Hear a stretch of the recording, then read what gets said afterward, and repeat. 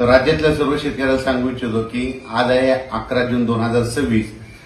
13 जूनच्या नंतर काय होईल राज्यामध्ये आता हे जे आजपर्यंत जे थांबलेला पाऊस आहे ते 13 जून पासून परत राज्यामध्ये पावसाला थोडी सुरुवात होणार आहे. 13 जून नंतर जे पाऊस पडेल 13ला पडेल, 14, 15, 16, 17, 18, 19 हे काय होईल, एक दिवस पडेल पुन्हा दुसऱ्या दिवशी येणार नाही, तिसऱ्या दिवशी पडेल चौथ्या दिवशी येणार नाही. म्हणजे 13ला येईल तर 14ला येणार नाही, 15ला येईल तर 16ला येणार नाही, 17ला येईल तर 18ला येणार नाही. असं करत करत काय होईल, या 18-19 तारखेपर्यंत हे पावसाचं वातावरण असंच राज्यभर विखुरलेलं स्वरूपाचं भाग बदलत पडत राहणार आहे. मग राज्यात मान्सूनचा पाऊस परत करीत दाखल होणार आणि शेतकऱ्याचे पेरण्या कधी होणार. तर राज्यातल्या सर्व शेतकऱ्याला सांगू इच्छितो की मी पहिल्यापासूनच म्हटलं होतं की यावर्षी 3 टप्प्यामध्ये पेरण्या होणार आहे. एक टप्पा राहील 7 ते 14 जूनचा. तर 7 ते 14 मध्ये काही भागामध्ये इकडं केजच्या पलीकडे तिकडे काही भागामध्ये जिथं जास्त पाऊस पडला तिकडे पेरण्या सुरू झाल्या, त्यांचे फोन देखील आले.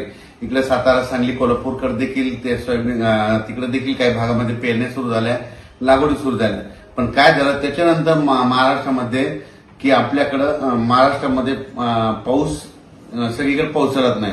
मग राज्यातल्या शेतकऱ्याला सांगू इच्छितो की 3 टप्प्यामध्ये जे दुसरा टप्पा आहे तर जूनच्या शेवटच्या आठवड्यामध्ये 20 जून ते 30 जून मध्ये म्हणजे 20 जून पासून ते 30 जूनच्या दरम्यान राज्यात एक पाऊस येणार आहे. पण तुम्हाला सांगतो ते मान्सूनचा पाऊस काय होतोय, दरवर्षी मुंबईकडून येतो आणि यावेळेस काय होईल शॉर्टकट मार्गाने इकडून नागपूरकडून काही येईल, इकडून कर्नाटककडून येईल, असा कर्नाटक तेलंगणातून येईल आणि त्याच्यामध्ये मात्र 20 जून ते 30 जून मध्ये एक दुसरा पेरणीचा टप्पा होईल म्हणून हे लक्षात येतं.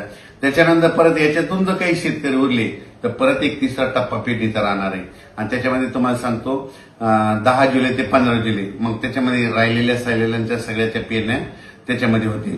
पण शेतकऱ्याला माझी विनंती की जमिनीमध्ये चांगली ओल असेल तरच पेरणीचा निर्णय घ्या, नसता पेरणी करू नका. कारण की 4 बोट 6 बोट ओलीव पेरणी केली तर ती आतापर्यंत फेल जाते, हे स्वतःचा देखील अनुभव आहे.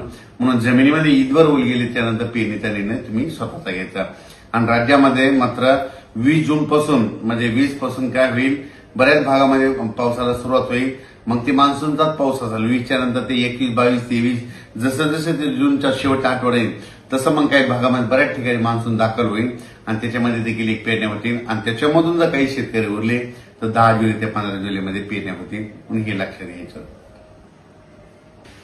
आणखीन एक तुम्हाला एक माहिती विशेष सांगतो की बऱ्याच शेतकऱ्याचे फोन आले मला की ते म्हणतात यावर्षी दुष्काळ पडेल का. तुम्हाला सांगतो कालच 7 जून लागला, आणखी 2-3 दिवसच झाले की लगेच काय झालं की तुम्हाला वाटतं की दुष्काळ पडेल. तुम्हाला सांगतो आज आहे 11 जूनला, मी म्हणत असतो ना 11 जूनला दुपारी 12 वाजता आकाशामध्ये जर खळ दिसलं, सूर्याला खळ आलं तर त्यावर्षी पाऊस कमी पडतो, दुष्काळ पडतो. पण आता मी काय केलं, स्वतः बघितलं 11 जूनला दुपारी 12 वाजता कसलं खळ वगैरे पडलं नाही, म्हणून यावर्षी दुष्काळ वगैरे काही पडणार नाही.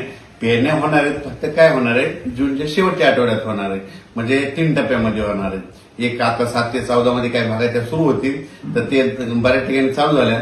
पण त्याच्यानंतर जे दुसरा टप्पा होईल ते 20 जून ते 30 जून मध्ये होईल आणि त्याच्यामधून 7 जुलै ते 14 जुलैच्या दरम्यान